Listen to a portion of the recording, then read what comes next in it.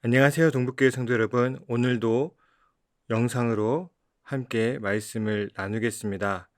오늘 하나님께서 우리에게 주신 말씀은 누가복음 10장 25절에서 37절까지 말씀입니다. 어떤 율법교사가 일어나 예수를 시험하여 이르되, 선생님, 내가 무엇을 하여야 영생을 얻으리이까? 예수께서 이르시되, 율법에 무엇이라 기록되었으며 내가 어떻게 읽느냐? 대답하여 이르되, 내 마음을 다하며 목숨을 다하며 힘을 다하며 뜻을 다하여 주 너의 하나님을 사랑하고 또한 내 이웃을 내 자신같이 사랑하라 하였나이다. 예수께서 이르시되, 내 대답이 옳도다.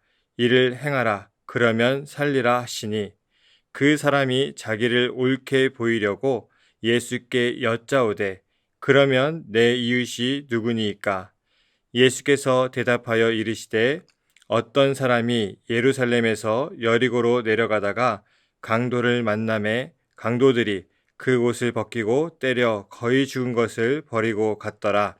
마침 한 제사장이 그 길로 내려가다가 그를 보고 피하여 지나가고, 또 이와 같이 한 레위인도 그곳에 이르러 그를 보고 피하여 지나가되, 어떤 사마리아 사람은 여행하는 중 거기 이르러 그를 보고 불쌍히 여겨 가까이 가서 기름과 포도주를 그 상처에 붓고 싸매고 자기 짐승에 태워 주막으로 데리고 가서 돌보아 주니라. 그 이튿날 그가 주막 주인에게 데나리온 둘을 내어주며 이르되, 이 사람을 돌보아 주라. 비용이 더 들면 내가 돌아올 때에 갚으리라 하였으니, 내 생각에는 이 세 사람 중에 누가 강도 만난 자의 이웃이 되겠느냐? 이르되 자비를 베푼 자니이다. 예수께서 이르시되, 가서 너도 이와 같이 하라 하시니라. 아멘. 오늘의 말씀은 굉장히 유명한 말씀입니다. 선한 사마리아인이라고 하는 예수님의 비유지요. 세상 사람들에게도 내용이 자세히 알려지지는 않았지만 착한 사마리아인 법이라고 하는 것으로 기본적인 취지에 대해서 많이 알려져 있습니다. 오늘의 말씀의 시작은 율법 교사가 예수님께 질문하는 것으로 시작됩니다. 먼저 성경에서 율법 교사에 대해서 예수를 시험하는 자라고 기록하고 있습니다. 그런데 이 시험이 정확하게 어떤 시험인지는 알 수 없어요. 예를 들어서 우리가 흔히 아는 이야기처럼 예수님을 흠집을 내려고 하는 그러한 시험인지, 아니면 예수님께서 어떠한 분이신지 알아보기 위해서 하는 시험인지 정확하게 알 수는 없습니다. 그런데 오늘 저는 이 문제에 대해서 두 번째, 즉 예수님이 어떤 분이신지에 대해서 알기 위한 시험으로 보려고 해요. 29절에 보게 되면 율법교사는 예수님께 옳게 보이려고 라고 하는 표현이 있기 때문이에요. 율법교사는 예수님과의 대화를 통해서 자신의 생각과 같다고 판단했기 때문에 율법교사도 예수님과 같은 생각을 갖고 있다라고 하는 것을 인정받기 위한 모습으로 이야기를 이어나가기 때문이에요. 다시 이 율법학자에 대해서 이야기해 보자면, 지금 보는 표와 같이 율법학자는 다양한 출신 혹은 계층의 사람들입니다. 그러면 오늘 등장하는 이 율법교사는 어디에 속해 있는 사람일까요?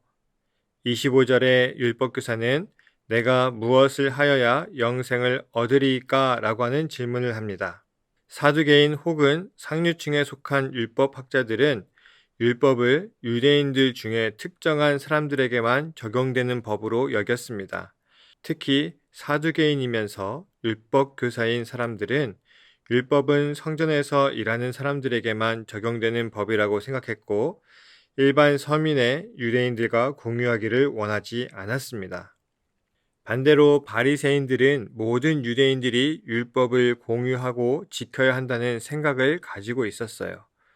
그러니까 오늘의 말씀에서 영생을 얻기 위한 행위에 대해서 내 이웃을 내 자신같이 사랑하라 라고 대답한 사람이라면 하류층에 속하면서 바리새인인 율법 교사일 가능성이 큽니다. 이러한 대답을 통해서 자신은 다른 율법 교사들과 다른 서민, 보통의 유대인들과 함께하는 모든 유대인들에게 하나님의 법을 가르치고 실천하는 사람이라는 것을 분명하게 보여주는 거예요. 그리고 예수님도 율법 교사의 대답에 대해서 옳도다라고 대답하십니다. 이제 율법 교사의 기본 토대와 예수님의 기본 토대가 같다는 사실을 확인했으니 이제 율법 교사 자신이 그러한 옳은 사람이라는 것을 예수님께 인정받으려고 했습니다. 29절에 그 사람이 자기를 옳게 보이려고, 이 표현이 참으로 재미있는 표현이에요.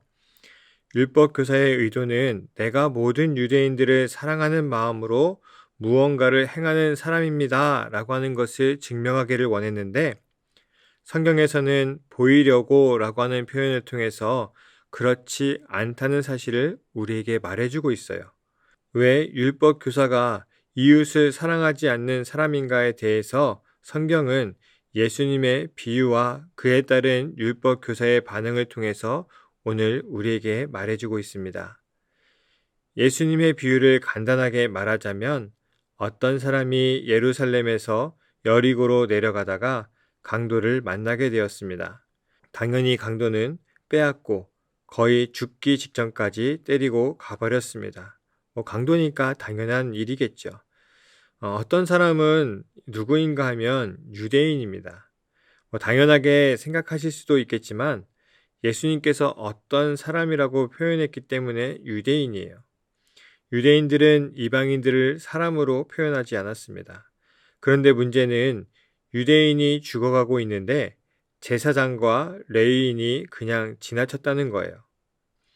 이전에는 제사장과 레위인이 어떠한 이유로 그냥 지나쳤는지에 대해서 관심했었습니다. 제사장이나 레위인이 성전에서 일하기 때문에 정결 예식에 예민하여 그랬을 것이다 라고 하는 그 이야기는 사실 이 비유에서 별로 의미가 없어요. 제사장이나 레위인이 그냥 지나치는 것은 사실 너무나 당연한 이야기였습니다. 왜냐하면 이들이 생각하는 이웃의 범주에 하층민은 포함되지 않았기 때문이에요. 제사장과 레위인은 당시의 종교 지도자, 사회 지도자와 같은 사람들이죠. 더불어 당시 귀족이라는 기득권이기도 했습니다. 이들에게 죽어가는 사람, 모르는 사람은 이웃이 아니었어요. 이 비유를 들었던 율법 교사나 주변 보통의 사람들은 인정할 만한 이야기였을 거예요. 율법 교사가 자신에 대해서 보여주려고 했던 부분이 이러한 사람들과 달리 모든 유대인들에게 율법으로 하나님을 섬기는 사상을 가진 사람들이니까요. 율법을 자신들만의 것으로 보통의 사람들에게는 공유하지 않는 이들과는 분명히 다른 사람이죠. 그것을 증명하기 위해 이웃에 대한 질문을 하는 거예요. 결국 제사장과 레위인에 대해서 어떠한 설명도 없이 그냥 지나간 사람으로 표현하는 것은 그들은 죽어가는 사람, 평범한 사람, 자신이 알지 못하는 사람을 이웃으로 여기지 않음을 분명히 보여주는 겁니다. 유대인들에게 이웃의 개념은 사실 우리와 좀 달라요. 먼저 유대인들에게 이웃이라고 하면 가족입니다. 좀 더 확장하게 되면 친척과 친구이고요. 더 확장하면 유대인들입니다. 그리고 마지막 마지노선이 무엇인가 하면 유대교로 개종한 이방인들까지. 그 이유 넘어서는 절대 이웃이라고 생각하지 않았습니다. 그런데 재밌게도 예수님은 마지막으로 죽어가는 유대인에게 도착한 사람을 사마리아 사람으로 말씀하세요. 유대인들에게 사마리아 사람은 말 그대로 사람으로도 생각하지 않았고 그저 지옥불을 유지하기 위한 장작으로만 생각했어요. 그런 사람을 예수님께서는 마지막으로 죽어가고 있는 유대인을 구해주는 사람으로 등장시키십니다. 그리고 단순히 도와주었다, 생명을 구하였다라고 하는 것을 넘어서서 아주 구체적이고 인정할 수밖에 없는 상황들을 설명하세요. 당시의 상처 치유하는 방식도 유대인들의 방식이었습니다. 기름과 포도주는 약품으로 사용되기도 했었습니다. 그러나 여행자에게 기름과 포도주는 필요한 물자이기도 했습니다. 이 여행자는 자신에게 꼭 필요한 물자였지만 죽어가는 사람을 위해서 사용하지요. 주막으로 데려가서 돌보아 줍니다. 게다가 자신이 가야 할 길이 있으니 거주 비용과 치료 비용을 선불로 결제까지 해요. 그리고 혹시 비용이 부족하여 주막 관련자들이 치료를 중단할까봐 다시 돌아올 때 갚아주겠다라고까지 말합니다. 사실 여기서 주막 주인이라고 하는 제3의 인물이 등장해요. 이 주막 주인도 유대인이겠죠. 죽어가는 사람의 사정도 들었을 것입니다. 그런데도 돈이 부족하면 치료를 안 할까봐 마무리까지 정확하게 하는 사마리아인의 모습을 묘사합니다. 예수님께서는 이 비유의 말씀을 하시고 율법 교사에게 묻습니다. 내 생각에는 이 세 사람 중에 누가 강도 만난 자의 이웃이 되겠느냐? 여러분, 이 질문의 답을 우리가 함께 말해볼까요? 성도님들의 생각에는 이 세 사람 중에 누가 강도 만난 자의 이웃입니까? 사실 우리는 너무나 쉽게 사마리아인이요 라고 대답할 거예요. 그런데 37절에서 율법교사는 이렇게 대답합니다. 자비를 베푼 자. 왜 율법학자는 사마리아인이라고 대답하지 않고 자비를 베푼 자라고 대답했을까요?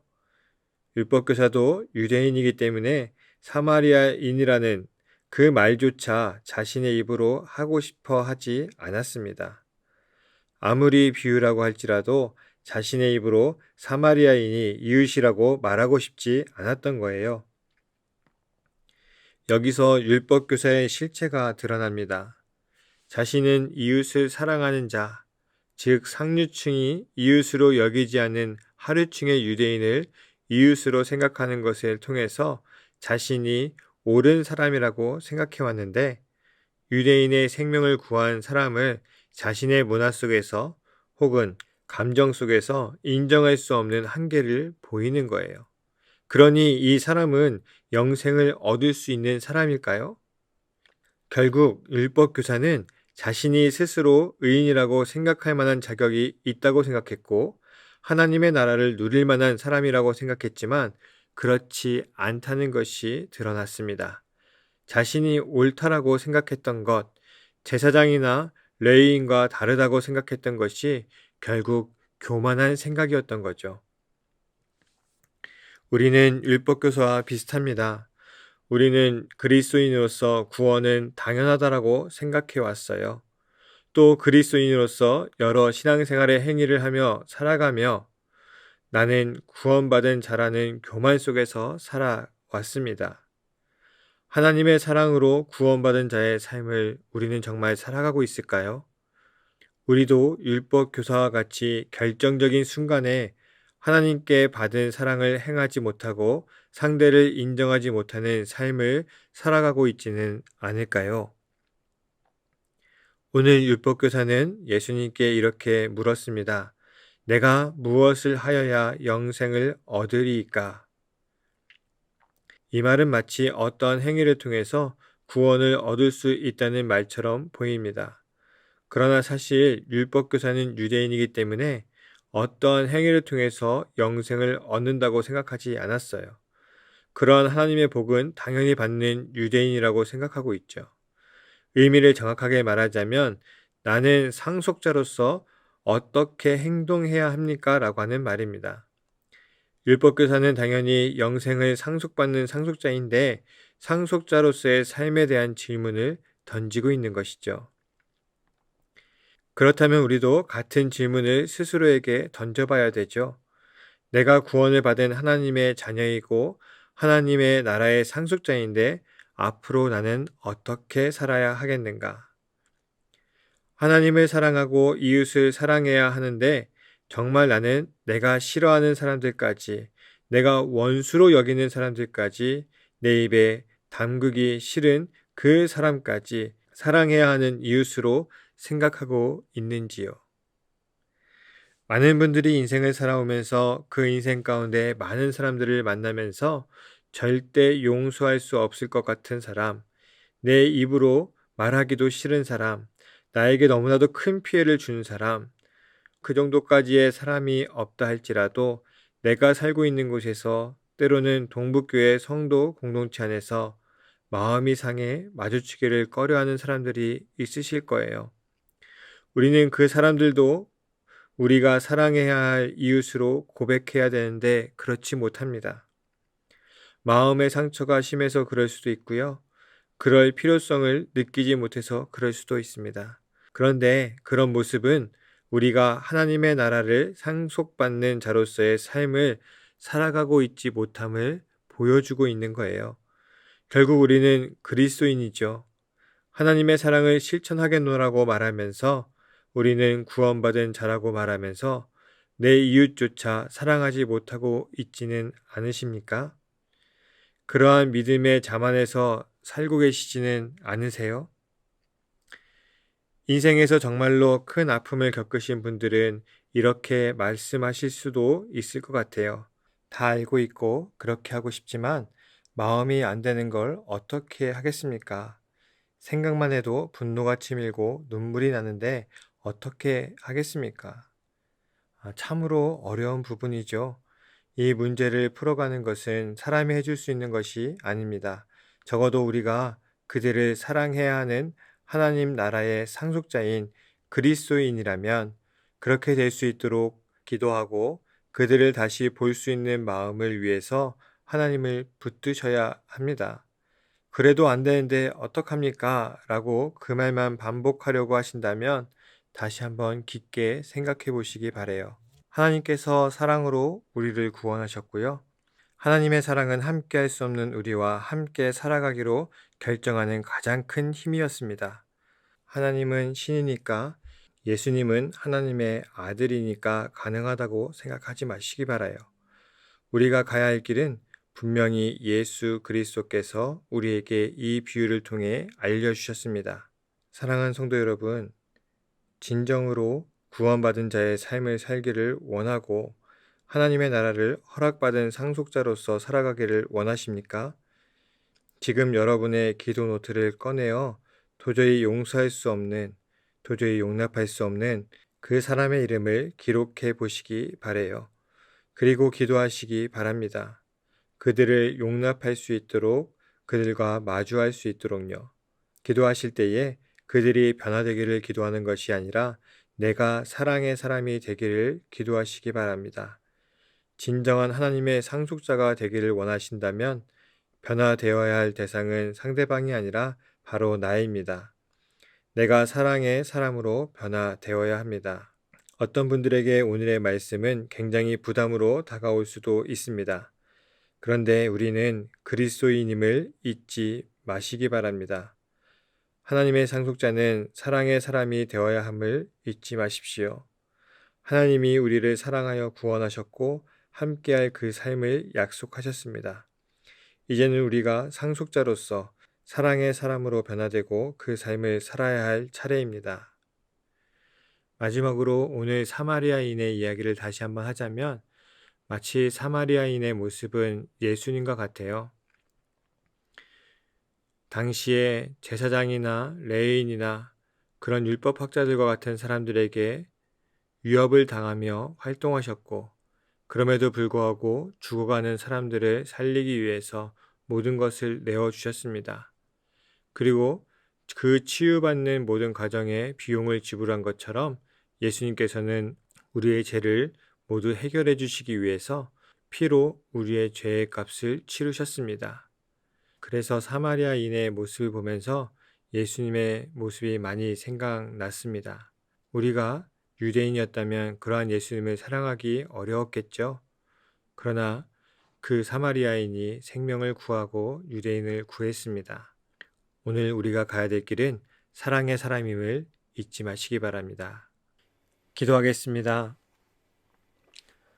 사랑의 하나님 아버지, 오늘 우리가 예수님의 비유를 다시 한번 듣습니다. 율법교사는 자신이 하층민의 유대인들까지 끌어안는 모습이 완전한 하나님의 상속자의 모습이라고 생각했습니다. 그러나 예수님께서 원하신 것은 내가 원수라고 생각하는 사람들까지, 내가 도저히 용납할 수 없는 사람들까지도 끌어안고 그들을 이웃으로 여기며 그들에게도 사랑을 베풀 수 있는 사람이어야 된다라고 말씀하셨습니다. 하나님, 오늘 우리가 이 시대를 살아가며 우리의 마음에 상처를 내고 우리를 힘들게 만들며 우리를 죽음 직전까지 몰고 갔던 사람들도 있습니다. 우리가 그들을 생각하면 우리의 마음속에 분노가 치밀고 어찌할 수 없는 감정이 휘둘리고 맙니다. 주님, 우리가 정말 그리스도인이고 하나님의 나라를 상속받은 자라면 그런 이들을 품고 나아갈 수 있도록, 내가 그러한 사랑의 사람이 될 수 있도록 주님 우리를 변화시켜 주시기를 간절히 원하고, 하나님, 우리가 변화되기 원하는 마음으로 기도하며 나아갈 때에 하나님께서 품으신 그 사랑의 마음이 우리에게도 온전히 전해져서 우리도 하나님의 사랑의 사람으로 이 시대를, 이 삶을 살아갈 수 있는 우리 모두가 되게 하여 주시옵소서. 우리를 사랑의 사람으로 변화시킬 예수 그리스도의 이름으로 기도합니다. 아멘.